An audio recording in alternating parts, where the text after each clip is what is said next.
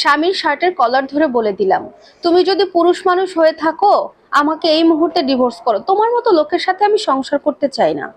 আমার স্বামী কথাটা শোনা মাত্র বলল, তুমি আমাকে একটা কাগজ কলম এনে দাও তো, তোমাকে আমি এক্ষুনি ডিভোর্স করে দেবো।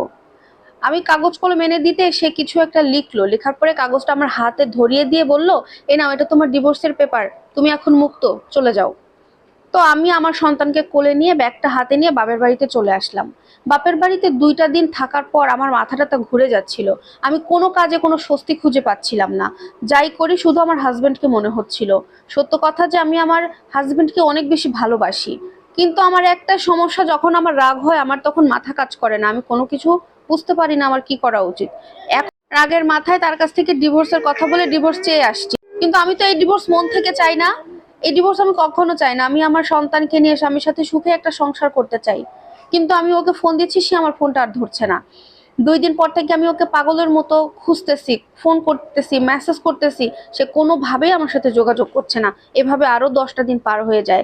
এই 11-12 দিন পরে আমার অবস্থা পাগলের মতো হয়ে যায়। সেটা দেখে আমার বাবা মা সবাই একটু টেনশনে পড়ে যায়। তখন দেখি তারাও আমার হাজবেন্ডের সাথে যোগাযোগ করার জন্য অনেক ট্রাই করছে, কিন্তু মানুষটা কারোর সাথে কোনো যোগাযোগ করছে না। এভাবে দেখতে দেখতে 22টা দিন পার হয়। 22 দিন পার হওয়ার পর আমার হাজবেন্ড হঠাৎ করে আমার ফোনটা রিসিভ করে। ওর কণ্ঠ শুনে তো আমি হাউমাউ করে কান্না করতে শুরু করে দেই। ওকে আকুতি মিনতি করে বলি যে, দেখো আমার ভুল হয়ে গেছে, আমি তোমাকে ছাড়া থাকতে পারবো না, তোমার সাথে সংসার করতে চাই, আমি তোমাকে খুব ভালোবাসি। কিন্তু সেও পাশ থেকে বলে কি, তোমার নেকা কান্না শুনতে কিন্তু আমি ফোনটা ধরিনি, জরুরি কিছু বলতে চাইলে বলো, না হলে ফোন রাখলাম। আমি ওকে আকুতি মিনতি করে বুঝালাম, প্লিজ তুমি আমাকে ক্ষমা করো, আমি তোমার সাথে সংসার করতে চাই, আমি আর এমন ভুল কখনো করব না। তখন আমার হাজবেন্ড বলল, ঠিক আছে, নিজের ভুল যখন বুঝতে পেরেছো তাহলে বড়দের সাথে কথা বলতে হবে। আসলে তুমি তো বলেছিলে আমি পুরুষ কিনা, তো আমি এই জন্য ডিভোর্স করে দিয়েছি, আমি তো পুরুষ তাই না, তুমি তো প্রমাণ পেলে। আচ্ছা, তোমাকে যে আমি কাগজ দিয়েছিলাম সেটা কি পড়েছিলে, কি লিখেছিলাম? আমি বললাম, না, কাগজটা আমার ব্যাগেই আছে। আমাকে বলতেছে, তুমি তাড়াতাড়ি পড়ো, কাগজে কি লেখা আছে আগে দেখো। তখন কাগজটা বের করে এনে দেখি সেখানে লেখা ছিল, প্রিয়তমা, আমি তোমাকে অনেক বেশি ভালোবাসি। আসমান যদি নিচেও চলে আসে তোমাকে আমি কোনোদিন ডিভোর্স করব না। তুমি আসলেই একটা পাগলি, তোমাকে ছাড়া আমি বাঁচবো না।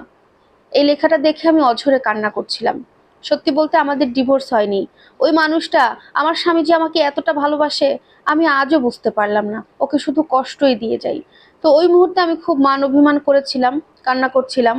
আর সে আমার অভিমান ভাঙাচ্ছিল, এ কথা ও কথা বলে আমাকে আদর সোহাগ করে আমার রাগ ভাঙানোর চেষ্টা করছিল। তারপরে সে আমাদের বাবার বাড়িতে আসে।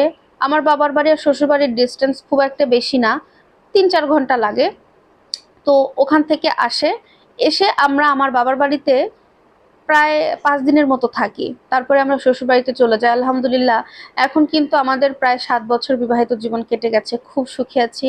এবং মানুষটা আমাকে সত্যি অনেক ভালোবাসে, আমিও তাকে ভালোবাসি। দোয়া করবেন সবাই আমাদের জন্য, আমাদের সংসার জীবন যেন এভাবে সুখে শান্তিতে পার হতে পারে।